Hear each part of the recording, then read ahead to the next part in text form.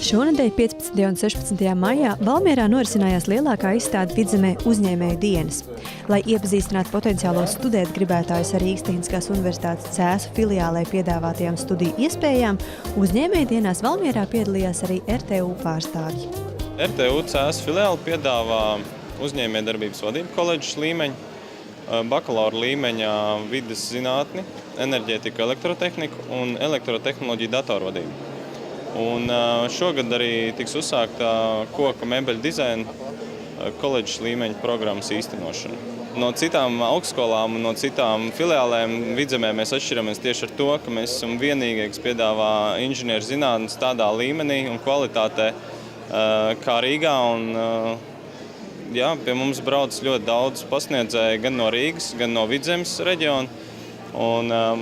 Mums tiešām kvalitāte atbilst visām prasībām, Rīgas un starptautiskajām prasībām.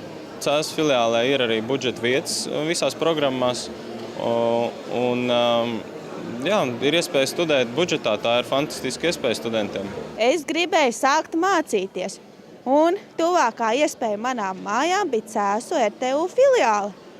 Apskatījos pieejamās profesijas, un man iekrita acīs enerģētika. Un tā es kā meitene, es esmu lāču meitene, atnācu mācīties. Ka ir vairāk par 20 gadiem, tas nenozīmē, ka mēs nevaram mācīties, netikt budžeta grupā. Mums ir iespējas jebkurā brīdī nākt, pajautāt, uzzināt un izvērtēt.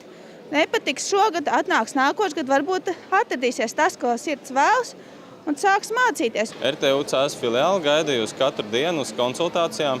Un visiem interesantiem tiks izrādīt, izstāstīt viss, kas ir mums pieejams, lai gaidītu.